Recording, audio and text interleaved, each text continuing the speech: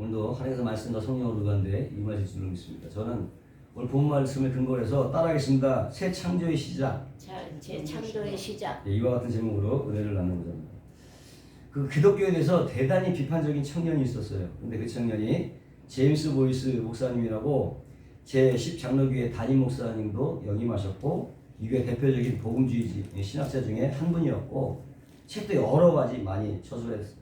근데 지금은 그 천국에 가셨죠.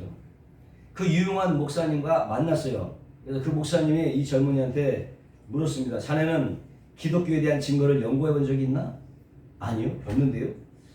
그러면 내가 시키는 대로 집에 가서 요한복음을 읽게. 이때 그냥 읽지 말고 이렇게 기도하고 읽게. 하나님, 저는 당신이 존재하는지 아닌지를 모릅니다. 다만 당신이 저의 기도를 들으신다면 이 책을 통해서 저에게 말씀해 주십시오. 저는 참으로 진리가 무엇인지를 알고 싶습니다. 그러고 나서 한 일주일에 만나서 물었더니 이 청년이 시킨 대로 다 했다는 거예요. 그러다 결국 기독교에 대한 태도가 완전히 바뀌었고 나중에 구원까지 받았다는 거예요. 이 말씀을 왜 드리냐면 바로 이 요한복음이 신앙 초보자들이 읽기에 제일 편한 성경이라는 것이죠. 하지만 내면에 있어서는 상당히 심오한 책이기도 합니다. 많은 신학자들이 만약 성경 중에 한 것만 가질 수 있다면 어떤 책을 택하겠느냐 하는 질문에 이 로마서와 요한복음을 택했다는 거예요. 그만큼 이 요한복음은 복음의 진수가 잘 요약되고 설명되어진 책이에요. 모두 요한복음은 세베대의 아들 예수님의 수제자였던 사도 요한이 썼습니다. 요한복음 21장 20절로 보니까 베드로가 돌이켜 예수의 사랑하시는 그 제자가 따르는 것을 보니 그런 만찬 속에서 예수의 품에 의지하여 주를 파는 자가 누구니까 묻던 자라. 24절에 이 일을 증거하고 이 일을 기록한 제자가 이 사람이라. 우리는 그의 친구가 참인 줄 아노라. 여기 분명하게 요한이 이 요한복음의 저자라는 것이 이렇게 나오고 있죠. 요한은 어부였지만은 상당히 부자였던 것 같아요. 마가복음 일단 20절에 조금 더 가시다가 세베대의 아들 야고보와 그 형제 요한을 보시니 저희도 배에 있어 그물을 깁는데 곧 부르시니 그 아비 세베대를 사건들과 함께 배에 버려두고 예수를 따라가니라. 배를 가지고 있었고 사건들을 부릴 정도로 아주 부유한 어부였던 것 같고요. 보다시피 사도 야고보의 동생이었어요. 요한은. 야고보가 또 하나 있잖아요. 야고보서를 쓴 그 야고보. 그건 바로 예수님의 동생이에요. 야고보서를 쓴 사람은 예수님의 동생 야고보고 다른 야고보예요. 처음에 이 요한은 세례 요한의 제자였는데 그 후에 예수님의 제자가 되어서 총애를 한 몸에 받고 복음에 투신했고 가장 오래 살기도 했습니다. 나이가 상당히 오래 살았어요. 로마 도미티안 황제 때에 기독교인들에 대한 박해가 아주 심해지면서 그때 밤모섬이라는 곳에 유배가게 되었고 그곳에서 환상 중에 요한계시록을 기록했어요. 그 밖에 서신서는 요한일서, 2서, 3서를 썼고 사랑의 사도라고 불리우기도 합니다. 자, 이 요한복음이 기록 목적을 보면 요한복음 2장 31절에 잘 나와 있는데 오직 이것을 기록함은 목적이죠. 기록한 이유는 너희로 예수께서 하나님의 아들 그리스도임을 믿게 하려 합니다. 이 요한복음을 기록한 목적은 너희로 하여금 예수께서 하나님의 아들인 그리스도임을 믿게 하려는 것이고 너희로 믿고 그 힘을 힘입어 생명을 얻게 하려 함이니라. 중요한 단어가 나오죠. 예수가 바로 그리스도고 그 믿는 믿음으로 생명을 얻는다. 예수 그리스도 믿음 생명이에요. 그 요한복음을 기록한 목적은 뭐냐? 예수 그리스도를 믿는 믿음으로만 생명을 얻을 수 있다는 거예요. 할렐루야. 그리고 그 바로 예수 그리스도가 바로 누구냐? 바로 하나님의 아들이라는 거예요. 곧 하나님이라는 거예요. 이거를 알려주기 위해서 썼다. 기록 목적입니다. 무엇보다 특이한 사항은 이 요한복음에 보면요 7가지의 기적이 나와요. 표적이 나오는데 첫 번째 표적이 뭡니까? 가나의 혼인잔치에서 물로 표도주를 만드신 사건. 두 번째 표적은 왕의 신하의 아들을 고친 사건. 세 번째 표적은 뭐요? 38년 된 병자를 고친 사건. 네 번째 표적은 오병이어 사건. 다섯 번째 표적은 무리를 거르신 사건. 여섯 번째 표적은 날때부터 소용된 자를 고치신 사건. 일곱 번째 표적은 죽은 나사로를 살리는 사건. 일곱 가지 표적이 있어요. 일곱 가지 표적. 근데 예수님께서 이런 표적들을 행하신 다음에 꼭 무슨 말씀을 하냐면 내 때가 이르지 아니하였다. 내 때가 이르지 아니었다고 이 말씀을 해요. 그 때가 무슨 때입니까? 무슨 때예요? 십자가의 죽으심. 바로 십자가의 때를 말합니다. 그 때가 오지 않았다. 그 표적 끝나고 그런 말씀하신단 말이죠. 결국 이 일곱 가지 표적들은 바로 예수님께서 십자가에서 죽으심으로 말미암아 죽은 자들이 다시 살아나는 사건을 가리키고 있는 거예요. 그 모든 표적들이 십자가 사건을 가리키고 있다는 얘기예요. 모든 표적들이. 아멘? 무슨 얘기인지 알겠어요? 그 일 가지 표적이 십자가로 중심으로 가리키고 있다. 할렐루야. 그렇게 해서 이 가지 표적이 나오고 있어요. 그래서 항상 아직 때가 이르지 않았다, 때가 이르지 않았다 표적을 행하시나도 그렇게 요한은 일부러 고의적으로 기록을 하고 있는 거예요. 그러면 이 요한복음이 가장 늦게 쓰였는데 그때 당시만 해도 마가복음이 있었고 마태복음이 있었고 누가복음이 돌아다니고 있었어. 복음서가 있었는데 왜 굳이 노구의 몸에도 불구하고 이 요한복음을 쓸 수밖에 없었는가? 왜 쓸 수밖에 없었는가? 그렇잖아요. 그것은 당시에 영지주의자가 있었는데 이 사람들은 뭐라고 했냐면 물질은 악하고 영은 선하니 선하신 하나님께서 악한 물질을 창조하실 리가 없다 이거죠. 예? 선하신 하나님께서 악한 세계를 만드실 리가 없다. 그래서 그들 중에는 심지어는 예수는 단지 인간에 불과했고 하나님이 아니다. 그렇게 주장을 한 거예요. 우리 기독교가 전면 배치가 되잖아. 응? 이런 주장들이 그때 당시 믿는 자들의 그 신앙을 위협하게 됐고 심지어는 사도 요한이 예배소에서 말씀을 전할 때 거기 와서 반기를 들 정도로 그런 적도 있었다는 거예요.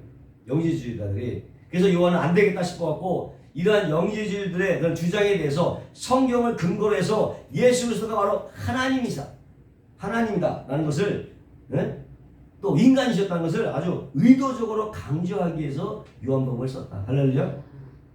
100% 예수 그리스도는 100% 인간이었고 100% 하나님이셨다. 그 얘기예요. 할렐루야. 그래서 요한복음을 보면 예수가 하나님이셨다는 것을 이런 것을 많이 강조하고 있는데 거기에 나온 표현이 뭐냐? 에고 에이미. 나는 뭐뭐뭐이다 있잖아요. 에고 에이미라는 표현이에요. 나는 길이요 진리요 생명이다. 나는 하늘로서 내려온 산떡이다. 나는 생명의 빛이다. 나는 양의 문이다. 나는 선한 목자다. 나는 부활이요 포도나무다. 생명이다. 뭐 이렇게 나는 누구누구이다. 에고 에임이라는 거. 네? 헬라어는 에고 에임이지만 영어는 I예요. 나는 누구이다. 이런 단어를 써서 바로 예수님이 바로 하나님의 영원하신 아들이고 하나님이시라는 것을 강조하고 있는 거예요. 할렐루야. 예. 예수님 자신도 자신을 그렇게 인식하셨어요. 나를 본 자는 하나님을 보았니. 예? 내가 말하는 것이 아니라 하나님 내 안에 계셔서 말씀하시는 것이다. 하나님과 자신을 동일시했단 말이에요. 그러니까 유대인들이 난리가 난 거지. 이거 신성모독이다. 그래서 십자가에 못 박혀 죽는 거예요. 다른 하나님 같다고 얘기하니까. 그것 때문에 십자가 처형을 할 수밖에 없어요. 예수님도 그걸 당당하게 말씀하셨어요. 그러니까 유대교 입장에서는 처벌할 수밖에 없는 거야. 신성 모독죄니까. 그래서 하나님 예수님께서는 십자가에 일부러 죽임을 당하신 거예요. 할렐루야. 요한복음 18장 4절로 6절이니까 예수께서 그 당한 일을 아시고 나아가 가라사대 너희가 누구를 찾느냐 대답하되 나사렛 예수라 하거늘 가라사대 내로라 하시니라. 그를 파는 유다도 저희와 함께 섰더라. 예수께서 저희에게 내로라 하실 때에 저희가 물러가서 땅에 엎드러진다. 5절에서 내로라 6절에서 내로라. 여기 내로라고 사용된 단어가 바로 에고 에임이에요. 나는 에고 에임. 이 말은 뭐냐? 하나님. 모세가 가시떨림에서 만났을 때 주여 그럼 제가 하나님의 이름이 뭐라고 전할까 했더니 그때 I am who I am. 난 스스로자. 그때 그 말과 똑같은 거예요. 에고 에임이라고 하는 것은. 하나님 자신을 표현할 때 하나님 이름이었단 말이에요. 그것이. 그러니까 내로라. 그러니까 가서 땅에 엎드러지는 거야. 사람들이. 그 이름을 듣고. 이해가 되셨죠? 예. 이렇게 요한복음은 여러 곳에서 예수님의 신성을 강조하고 있습니다. 자, 본문에 들어가서 1절 함께 보시면 뭐냐면 태초에 말씀이 계시니라. 이 말씀이 하나님과 함께 했으니 이 말씀은 하나님이시라. 아멘. 성경에서 이 태초라는 말, in the beginning, 이 태초로 시작되는 세 가지의 책이 있는데 첫 번째 창세기, 태초에, 요한복음 여기 태초에, 요한일서의 태초에 이 세 가지가 나와요. 태초로 시작되는 책이 바로 창세기와 요한복음과 요한일서가 다 나오는데 지금 요한은 이 요한복음을 쓰면서 가장 먼저 뭐라고 시작하고 있어요? 태초에라는 말로 시작이 되고 있어요. 태초의 말로 시작하고 있어요. 이건 여러분 상당히 의미가 있어요. 태초에라고 요한복음이 복음을 시작하고 있는데 의미가 있어. 당시 요한은 이스라엘 사람들이 유대인이었어요. 유대인들은 토라에 능통했던 사람이야. 모세오경에 능태, 창세기, 출애굽기, 레위기, 민수기에 능통했던 사람이고 무엇보다 창세기의 내용을 잘 알고 있었던 사람이에요. 요한이. 근데 예수님의 생애를 딱 되돌아보니까 이것은 새 창조다. 할렐루야. 새로운 창조다. 즉 인간 구속사의 시작이었다는 것을 간파한 거예요. 할렐루야. 인간의 재창조지. 인간 구속사의 재창조였다. 그래서 창세기의 내용을 떠올리면서 이제 지금 다시 새로운 창세기, 즉 인간 구속의 시작을 쓰고 있는 거예요. 지금 요한은. 다시 말씀드리면 창세기는 일종의 모형에 불과했고 그림자에 불과했다면 이 요한복음은 바로 실제라는 거예요. 할렐루야. 믿으시길 주의 이름으로 축원합니다. 우리가 사는 이 세상 역시도 마찬가지예요. 실체가 어디 있어요? 하늘나라에 있는 게 실체야. 할렐루야. 거기서 투영된 거야. 이 세상은 하늘나라가 투영된 세상이에요. 하늘나라가 반영된 반영체에 불과하다는 것을 믿으시길 바랍니다. 그래서 영감이 뛰어난 사람들은 이 세상 만물을 보면서 하나님의 나라를 그릴 수 있다고. 할렐루야. 하나님 부분적으로 이 만물에 보여 알게끔 만들었기 때문에 영적으로 아주 뛰어난 사람들은 더듬어서 하나님의 세계를 발견할 수 있어요. 세상은 하나님의 나라의 반영체다. 세상 나라. 할렐루야. 그러니까 천국 가도 집이 있대잖아요. 할렐루야. 이것을 아는 자가 복이 있는 것입니다. 이 사실을 아는 자가 복이 있는 거예요.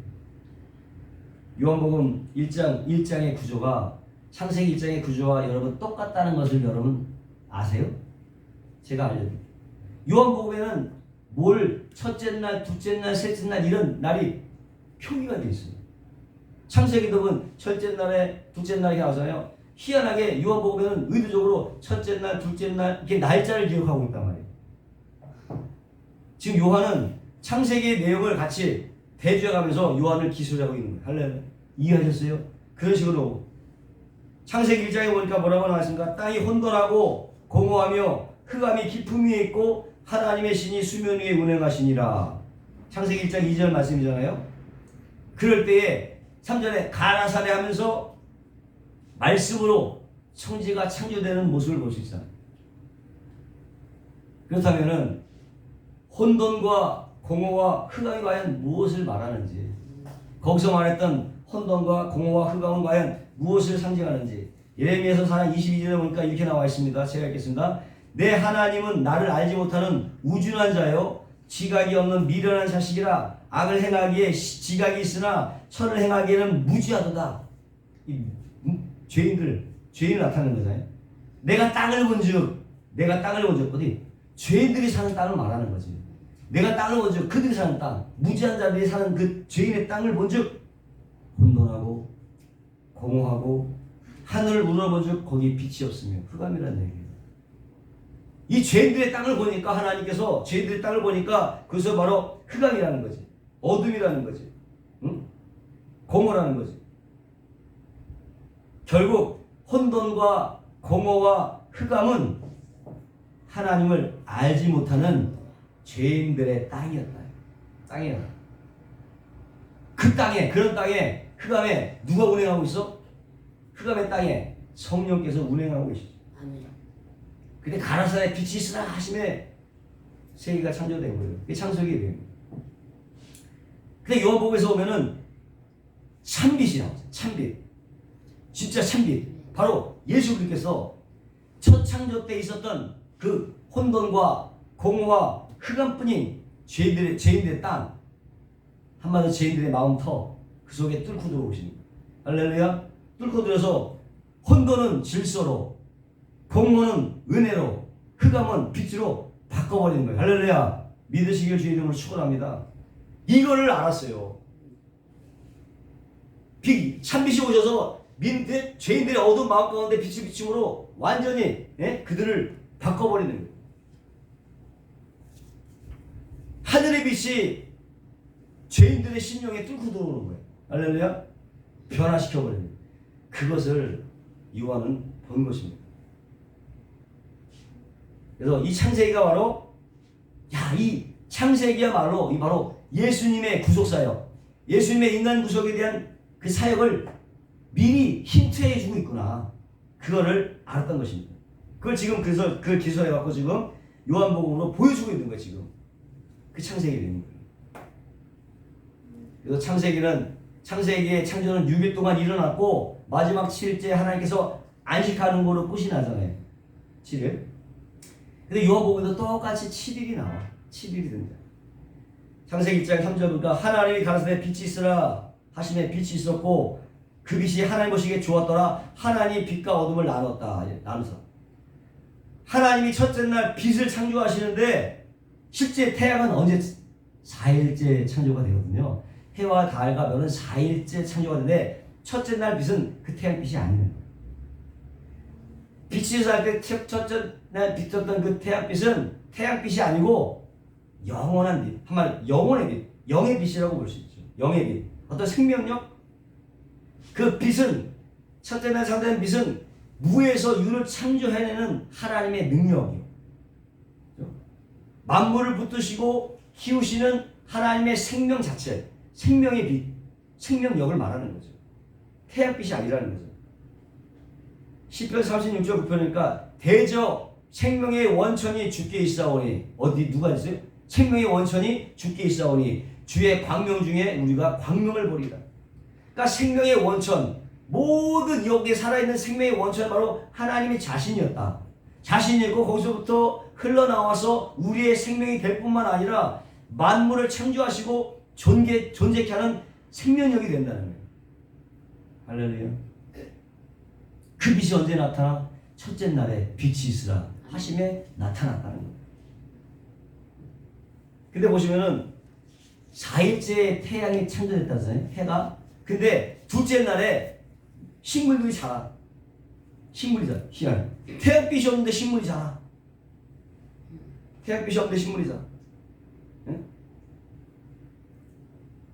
하나님이 가라사대 땅은 풀과 씨 맺는 채소와 각기 종류대로 씨 가진 열매 맺는 과목을 내라 하시니 그대로 되어 땅의 풀과 각기 종류대로 씨 맺는 채소와 각기 종류대로 씨 가진 열매 맺는 나무를 내니 하나님 보시기에 좋았더라. 이것이 득된다. 식물이라고 하는 것은 원래 태양빛을 받아서 광합성을 해야 되잖아요. 네? 근데 지금 태양이 존재하지 않아요. 근데 그 속에 자라고 있어. 둘째 날. 어떻게? 첫째 날에 창조된 그 빛 속에 뭐가 있어요? 생명력이 있어요. 그 생명력으로 인하여 식물이 자라고 있는 것을 보여주고 있고. 그리고 하나님께서 첫째 날 빛을 창조하시고는 뭐가? 낮과 밤을 나누셨죠. 빛을 낮이라고 하시고 어둠을 밤이라고 말씀하셨어요. 왜 그러면 이것을 나누셨을까? 왜 낮과 밤을 나눴을까? 하나님의 의도가 과연 뭘까? 바로 밤에 속한 자들을 영원한 어둠 속에 몰아내시고, 밤에 속한 자들을 어둠에 몰아내시고, 낮에 속한 자들은 빛으로 건져내시겠다는 하나님의 의도가 나타난 것입니다. 할렐루야. 뭐예요? 어둠은 심판하시고 빛은 구원하시는 거예요. 빛이라는 심판과 구원이 예고되고 있는 거예요. 밤과 낮을 가르는 사건에서 이미 하나님은 심판과 구원을 작정하고 계신 거예요. 아멘. 그런 거예요. 근데 요한복음 1장 9절에 그 찬빛, 그 빛의 실체, 그 찬빛이 진짜 이 땅에 육신을 입고 나타나신 거예요. 찬빛이 육신을 몸을 입고 이 땅에 오신 거예요. 그게 첫째 날이에요. 요한복음의 첫째 날. 빛이 오신 거예요. 할렐루야. 바로 새 창조가 시작이 되는 순간. 새 창조가 시작이 되는 순간. 다시 정리하면은 창세기 1장의 첫째 날의 빛은 진짜 발광체가 아니고 요한 1장에 나오는 첫째 날의 그 빛의 실체가 오는데 그게 바로 실체다. 참빛, 진짜가 오는 거예요. 요한복음의 빛이야말로 참빛이 오는 거예요. 할렐루야. 요한복음 1장 9절에 참빛 곧 세상에 와서 각 사람에게 비치는 빛이 있었나니 바로 새 창조의 시작이고 그 새 창조의 완성이 언제 이루어져요? 계시록 가서 이루어지잖아요. 새 창조의 시작은 예수 그리스도로 시작이 됐고 완성은 요한계시록에 등장하고 있어요. 볼까요? 요한계시록 22장 5절에 다시 밤이 없겠고 등불과 햇빛이 아무 쓸데가 없으니 이는 주 하나님이 저에게 빛주심이라 저희가 세세토록 왕노릇하리로다. 창세기의 첫째 날은 빛이 있었으나 낮과 어둠이 공존했던 것이고 어둠은 몰아내고 더 이상 어둠이 없는 나라, 그 나라를 만들어 가시기 위해서 중간에 누가 오신 거예요? 참이신 예수 그리스도가 오셔서 이루어 가시는 것을 보여주고 있는 거죠. 그게 요한복음입니다. 그래서 세례 요한이 등장해서 뭐라고 증거합니까? 예수 그리스도가 바로 참 빛이라고 증거해요. 난 빛에 대해 증거한 자다. 난 참 빛이 아니다. 내 뒤에 오시는 것이 참 빛이다라고 세례 요한이 등장해서 예수 그리스도를 증거하고 있는 거예요. 할렐루야. 1장 6절에 보니까 하나님께서 보내신 받은 사람이 왔으니 이는 요한이라 저가 증거하러 왔으니 곧 빛에 대해 증거하고 모든 사람으로 자기를 인하여 믿게 하려 함이라. 그는 이 빛이 아니요 이 빛에 대하여 증거하러 온 자라. 참빛 곧 세상에 와서 각 사람에게 비치는 빛이 있으나니 그가 세상에 계셨으며 세상은 그로 말미암아 지은 바 되었으되 세상이 그를 알지 못하였고. 이게 첫째 날이에요. 요한복음 첫째 날. 자, 그러면 창세기 둘째 날은 어떤 일이 일어나냐? 물과 하늘 위에 물과 하늘 아래에 궁창 아래의 물로 나눠지는 거예요. 궁창 위의 물과 궁창 아래의 물로 궁창은 하늘을 말하는 것입니다. 궁창 위의 물과 궁창 아래의 물로 갈라지죠. 중요한 것은 뭐냐? 갈라졌다는 거예요. 갈라졌다는 거예요. 물이 갈라졌다. 뭐가 생각합니까? 홍해가 갈라졌다. 홍해 사건. 택한 자가 구원받는 사건. 갈라지면서 택한 자들이 구원받게 되는 사건. 홍해 사건이 떠오르잖아요. 그때 택한 자들은 살아남고 나머지 죄인들은 그 물에 빠져 죽는 거. 이거를 사도 바울은 뭘로 기록하고 있다고? 세례, 침례로 부르고 있는 거죠. 그걸 홍해 사건을. 형제들아 너희가 알지 못하기를 내가 원치 않으니 우리 조상들이 다 구름 아래 있고 바다 가운데로 지나며 모세에서까요 다 구름과 바다에서 세례를 받고 이 사도 바울은 이 홍해 사건을 갖다가 침례라고 표현하고 있습니다. 세례라고. 어디서? 구름과 바다에서 세례를 받았다. 구름은 뭡니까? 궁창 위에 물이요. 바다 뭡니까? 궁창 아래에 물이잖아요. 네? 그것을 통과하는 게 세례라는 거예요. 통과하는 게 침례라는 거예요. 다시 말씀을 드리면 죄인들이 궁창 위의 물과 궁창 아래의 물을 빠져서 모두 다 죽어버리고 죄인들은 죽어버리고 택한 자들만 살아나오는 거, 새 사람에 대해서 살아나오는 거, 이것이 바로 침례라고 하는 것이고 홍해 사건이죠. 할렐루야. 그래서 침례를 받는 것은 어떤 의식이냐? 내 옛사람은 죽고 내가 죽고 다시 새 사람으로 살아나는 것을 의미하는 예식이에요. 할렐루야. 우리가 침례 받잖아요, 교회마다. 자, 그런 것을 의식적으로 하는 것입니다. 이거는 정말로 하나님께서 죄를 얼마나 무섭게 다루고 있는지를 우리가 볼 수 있어요. 얼마나 죄에 대해서 진노를 하고 계시는지를 보여주는데 노아 홍수가 됐어요. 응? 하나님의 아들들이 사람의 땅과 결혼해서 막 엉망이었어요. 나라가. 온갖 재앙이 들걸 그 상황에서 하나님께서 안 되겠다. 내가 쓸어버리라. 농사온 홍수 때, 노아 홍수 때. 그때 어떻게 했습니까? 궁창 위에 물이 쏟아지고 아래서 궁창 아래 물은 터져가 나오고 이 둘이 합쳐져 갖고 이 땅에 숨쉬는 것들은 다 죽어버렸어요. 이후에 하나님은 이제 내가 다시는 물로 심판하지 않겠다 하면서 무지개 언약을 하셨죠. 그러면 또 이런 일이 있을 거라고 딱 전제가 되잖아. 이제 다시는 물로 심판하지 않겠다. 그럼 다른 심판 여러 가지 방법을 또 생각해 놓으신 것이 있겠지. 그렇지 않겠어요? 그럼 뭔가 다른 것을 생각해 탔는데 바로 그게 뭐냐면 예수 그리스도 얘기예요. 궁창 위의 물과 궁창 아래 물을 전부 쏟아부어서 심판하시고 그 안에 들어있는 자를 모두 살려내는 방법이에요. 그거를 생각하고 계신 거예요. 한마디로 노아의 방주 사건은 예고편이었다. 할렐루야. 예고편이었어요. 창세기부터 예수 그리스도의 대속은 이미 준비가 되고 있었고요. 사도 바울은 이 사실을 알았고 그래서 홍해 사건을 이스라엘이 구름과 바다에서 모세에 속하여 세례를 받았다고 이렇게 표현한 거예요. 그러니까 모세가 그들을 품에 안고 그 궁창 갈라진 물 그의 저주를 다 받아내고 하나님께서 그 모세를 쫙 끄집어냈더니 그 안에 이스라엘들이 줄줄 따라오는 것이죠. 믿는 자 다 따라오는 거예요. 그래서 구름과 바다에서 뭐라고 해? 모세에 속하여 세례를 받았다고 이스라엘이 있는 거예요. 모세에 속하여. 이건 역시 바로 예고편이었습니다. 결국 이 두 가지 사건, 홍해 사건과 노아 방주 사건을 종합해 놓은 것이 바로 예수 그리스도의 침례 사건입니다. 할렐루야? 침례 사건. 예수 그리스도가 침례 받는 거. 종합해 놓은 거. 예수님이 요한에게 세례를 받는 것. 이건 뭐냐? 죄인과 연합하는 사건. 연합하는 사건. 왜? 요한의 물세례는 회개의 세례지. 회개의 세례지. 예? 죄를 인정하는 세례지. 이 요한의 세례 갖고는 구원 못 받는 거예요. 회개의 세례야. 그냥 죄인과 함께 연합하는 세례지. 그래서 예수님께서 이 세례를 받고 죄인과 연합해서 죄인의 자리로 내려오는 거예요. 할렐루야.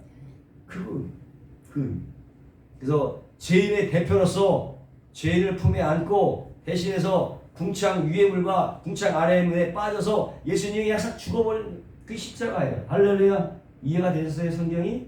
그게 십자가예요. 그게 십자가의 세례야.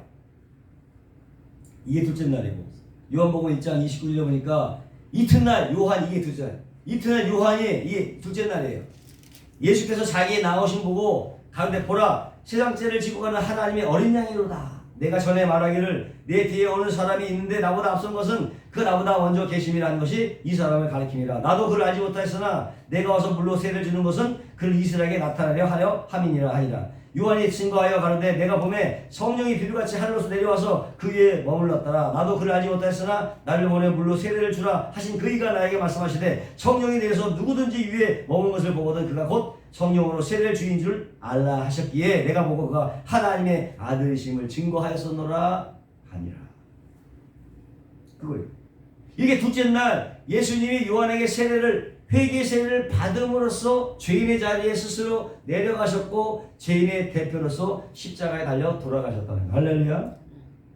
성경까지 예수님의 십자가의 포커스를 맞춰져 있는 거예요. 창세기부터 시작해요. 계속적으로 말씀하는 거예요. 마가복음 10장 30절에 예수께서 하되 너희가 구하는 것을 너희가 알지 못하는도다. 너희가 나의 마시는 잔을 마시며 나의 받는 세례를 받을 수 있느냐? 이 세례가 십자가의 세례야. 나의 세례를 받을 수 있느냐? 십자가의 세례. 예수님께서 십자가에서 달려 돌아가실 때 어땠습니까? 성소와 지성소에 있던 그 가르고 있는 그 휘장이 위에서부터 아래까지 건빵 두께만한 두 개의 두께만한 그 두께야. 그게 여기서 쫙 갈라졌어. 지성소와 성소가 하나가 되어버렸어. 그 이후로 믿는 우리에게 아예 지성소가 들어와 버린 것입니다. 할렐루야. 이제 지성소이 우리 속에 와 계신 거예요. 이것이 둘째 날 예수 그리스도의 세례 장면이 그래서 나오는 거예요. 창세기 셋째 날은 뭐냐?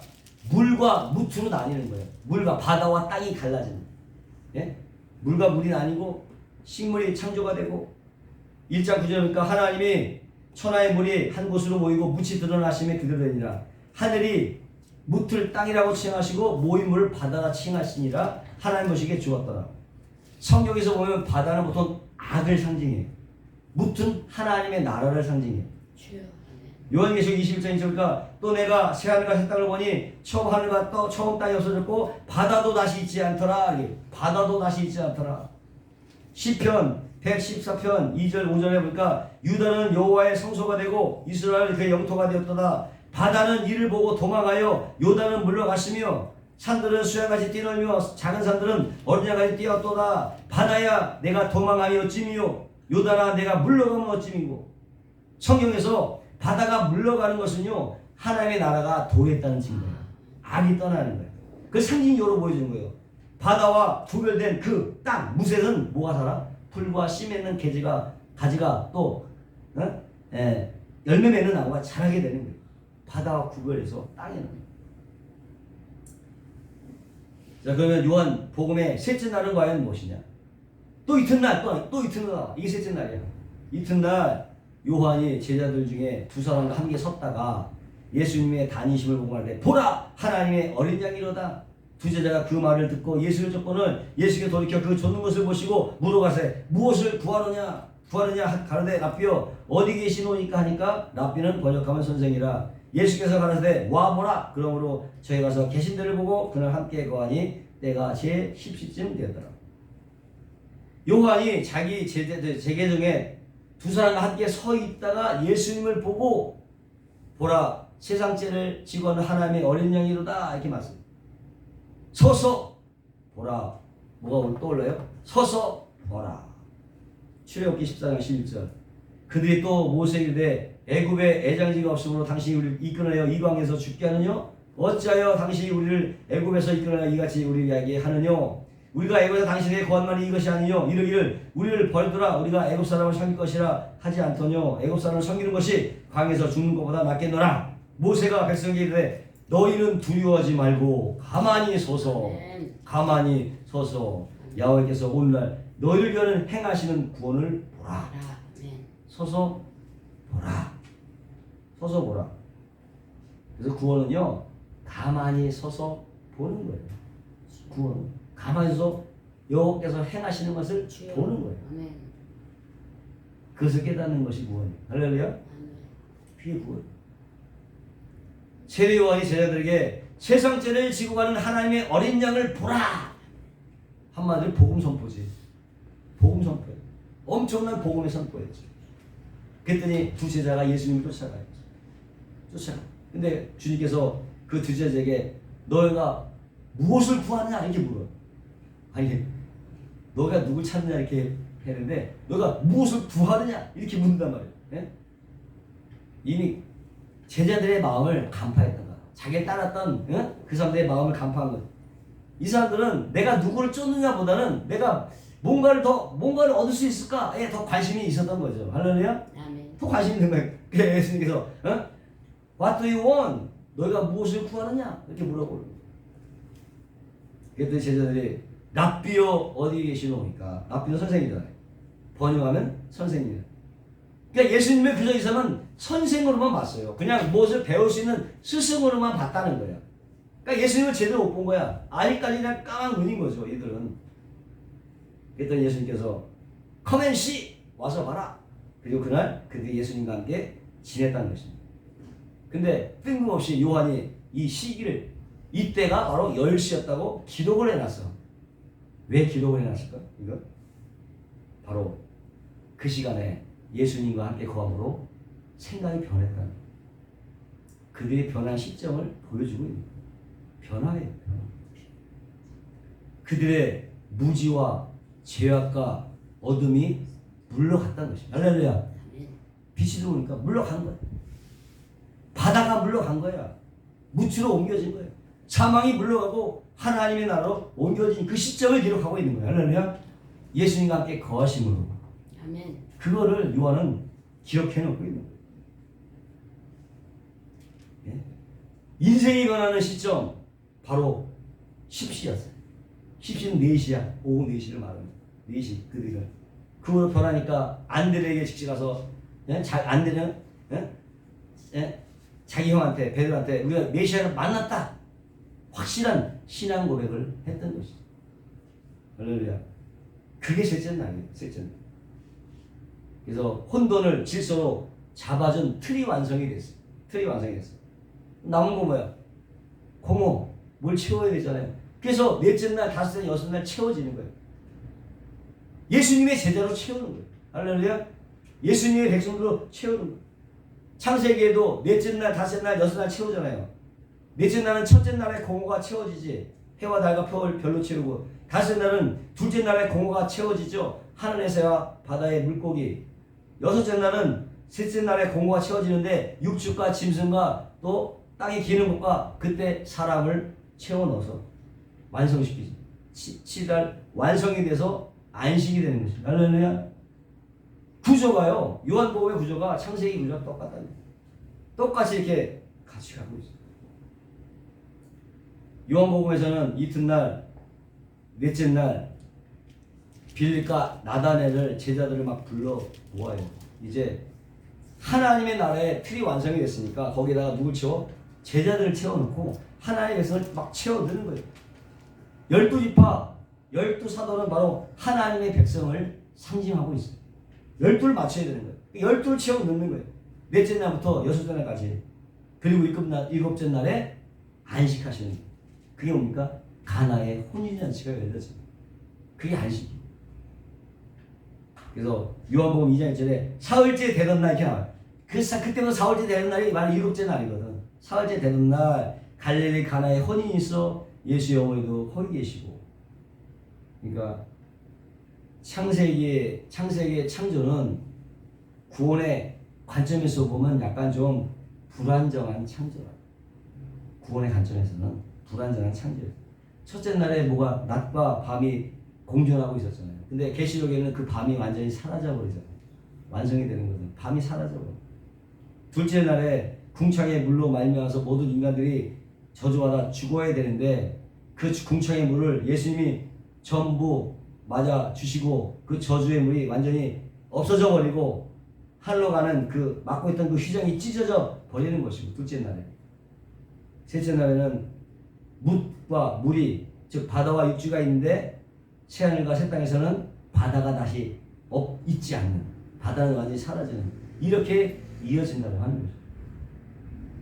그 사이에 창세기와 요한계시록 사이에 요한복음이 들어가서 그 일을 예수님께서 참비신 예수님께서 오셔서 그 일을 이루어 가시는 것을 보여주고 있는 거죠. 할렐루야. 요한복음은 그렇게 해서 쓰여집니다. 그렇게 해서 예수 그리스도로 말미암은 이 구원이 하나님의 은혜로 우리 이 땅에 임하게 되고 우리에게 지금 와 있는 줄로 여러분 믿으시길 바랍니다. 이 땅에 구원을 얻을 만한 다른 이름을 주신 적이 없습니다. 오직 예수 그리스도를 믿음으로 말미암아 구원받는 것입니다. 예수님께서 십자가로 피를 흘리는 바로 지금 믿지 않은 모든 사람들, 온 세상 사람들의 죄까지 다 사해버리신 거예요. 다만 그들이 믿음으로 받아들여야만 효력이 발생하는데 지금도요, 만약에 지금도 강박해갖고요, 아니 예수님이 내려오는 걸 봐도요 믿지 않는 사람은 안 믿어요. 지금 보여줘도 믿지 않는 사람들은 안 믿어. 근데 지금 믿는 사람들은 하나님 보지 않아도 믿어요. 할렐루야. 보고 믿는 게 아니에요. 하나님의 이 은혜가 이미 다 선포가 됐고 예수님의 보혈에 복음은 이미 다 전파가 됐습니다. 믿고 안 믿고는 그들의 마음 가운데 선택이 달려있는데 강팍해. 보고도 안 믿어. 할렐루야. 믿으시기 바랍니다. 오직 뭐가 누구든지 주의 이름을 부른 자는 구원을 얻으리라. 할렐루야. 부름은 구원 받는 것입니다.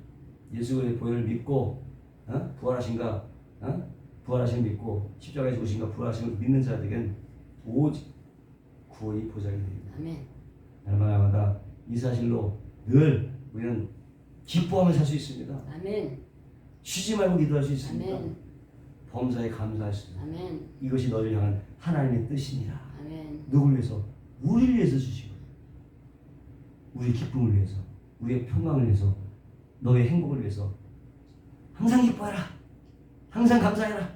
쉬지 말고 기도하라. 아멘. 나랑 교제를 해야 된다. 왜? 하나님의 행복의 기본은 하나님과 관계성이에요. 하나님과 관계가 좋아야 행복한 거야. 아멘. 하나님과 관계가 삐뚤어지면 불편해, 불행한 거예요. 늘 쉬지 말고 기도함으로 하나님과 행복하게 행복감을 누리고 감사함으로 하나님께 영광을 누리고 구원으로 늘 기쁨의 생활을 하게 되시기를 주의 이름으로 축원합니다. 아멘. 기도하겠습니다. 거룩하시고 영원하신 하나님 감사합니다. 항상 기뻐하라, 쉬지 말고 기도하라, 범사에 감사하라. 이는 너를 향하신 하나님의 뜻이니라. 이를 이루며 살게 도와 주시옵소서. 감사하며 예수님의 이름으로 기도합니다.